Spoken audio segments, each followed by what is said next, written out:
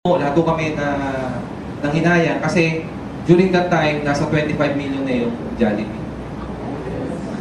So, sabi ng father ko, sayang, kung inuohan ko sana yun, pagkasakit man ako ngayon, hindi nadama yung ekonomiya ng pamilya na. Deep inside me, nagsisiyo ako at nagkaroon ako ng grudges sa father ko. Sumama talaga loob ko. Kasi, pili mo dahil doon sa maling desisyon niya, nadamay kami. Po, talagang sumama ang loob ko, sinisisi ko yung tatay ko. Hihinto ko na lang. Kasi patay na siya. Patay na eh. Hihinto ko na. So, pero it was a challenge in my part kasi right now, I'm a father also. When I was invited in the business, tatay na ako. I have 4 kids. Now, ang sabi ko, ayoko mangyari yung nangyari sa tatay ko. Na kung saan dumating yung opportunities, binaliwala. Tama? And buti na lang ho, kinagat ko yung offer. And because of this, di na bumalik ng Amerika. And because of this, nakikita ko kahit paano may magandang future. Yung tipong magpantayang pa ako ngayon, meron ako magandang may iwan na legacy. At kahit paano pag-aari yung mga. Di ba? So, it's a good, di ba? It's a good thing na meron tayong desisyon, meron tayong ginagawa. Now, also, there's a possibility also na ganun din ang mangyari sa atin. Tama ba yun? Yes. Ito, tanong ngayon. What if 5 years after, 10 years after, tanungin tayo ng anak natin, Tay, bakit tayo mahirap? Ba't tayo walang ganyan? Ba't tayo walang ganun? Hindi ka kasi nag-royal. Pwede bang ganunin tayo? Yes. Ang tanong, ano sasagot nyo? Nandito kayo ngayon. May excuse ba kayo? Wala. Wala kayong excuse. So I would rather tell you and challenge you to make the wise decision also right now. Diba? Nakita nyo maganda? Make the wise decision. Yes or no? Kasi pag sila nagtanong, hindi natin may sagot yung, pwede ba sabihan, ay wala yata ako, absent ako. Hindi, nandito ka ngayon. Diba? So dapat gumawa tayo ng desisyon. Tanungin niyo sarili niyo ngayon. Hindi ibang tao, kayo nakakita eh. Tanungin niyo sarili niyo, maganda ba? Maganda, maganda. Convince o convince o convince? Deal or no deal? Deal! Maraming salamat po and God bless you.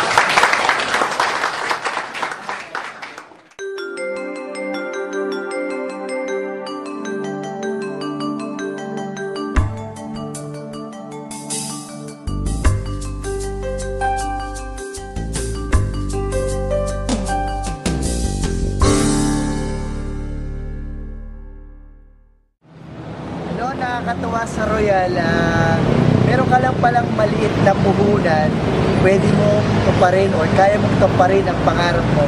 Nasa Pilipinas ka, hindi mo na kailangan pumunta ng abroad.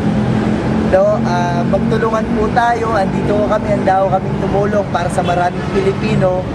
In fact, ito na po ang resulta ng maliit na puhunan po. No? Magtulungan po tayo, kaya po natin ito. Pag royal ka, payaman ka, proud to be Pinoy, proud to be royal. Mike Ocampo po.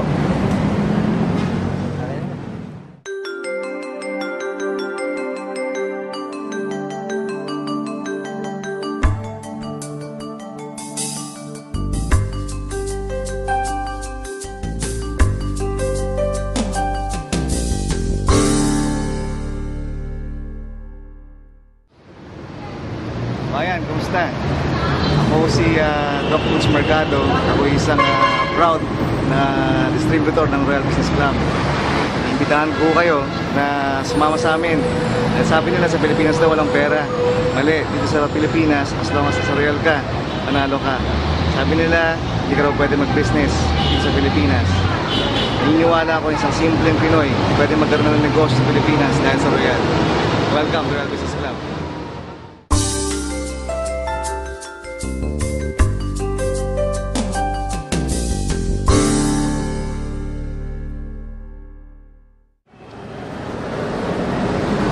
Morning!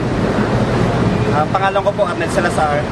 Dami po natulungan ako ng Royal Business Lab na bago po ang aking buhay.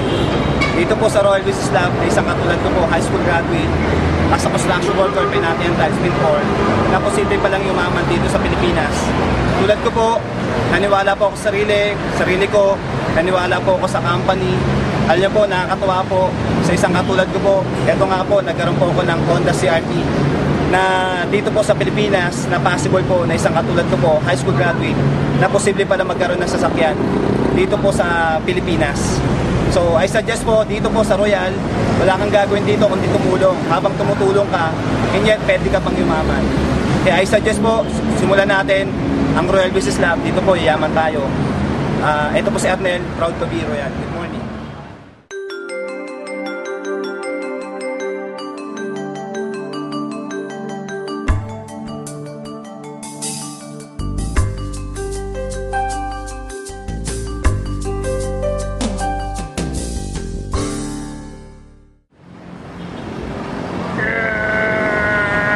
Grabe, Royal, number one, payaman, woo!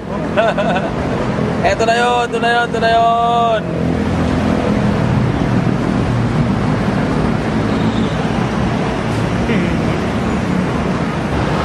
Hi, good morning po. Ako po si Michael Doma, dati pong caregiver sa US, and na-uwi po dito sa Pilipinas, and nakakatuwa, na-invita din po ako sa Royal, katulad po ninyo. And ang nakagulat po doon, nung ginawa ko po yung negosyo, nung naniwala po ako, after 10 months, ito na ako yung maging kapalit niya. No, nakakatuwa, 1 year na po sa akin mahigit, no, itong coaching to, and doon po natin makikita, no, na yung tiwala mo dito, no, sandaling panahon lang, etong resulta kaagad na katulad nito ang kapalit. Kaya sana kayo, no, huwag na kayo mag-isip-isip pa, huwag na patagalin, dahil pinag-isipan na po namin ito para sa inyo. And nakakatawa ko, ito po yung resulta, no, basta maniwala lang po kayo. So, pag Royal ka, payaman ka. Go Phoenix, number 1.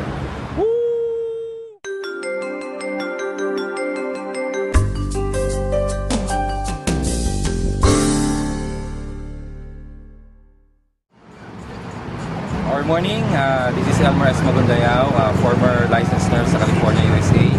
Tulad ninyo, naimbitahan lang din ako din sa Royal. Inuha ko yung negosyo, pinag-aralan ko, naniwala ako at sinubukan gawin yung negosyo. Ito na, 4 months pa lang, ang laki na ng kinita ko. And isa sa mga resulta nito, ang aking brand new Toyota Fortuner. Talagang 12,000, 11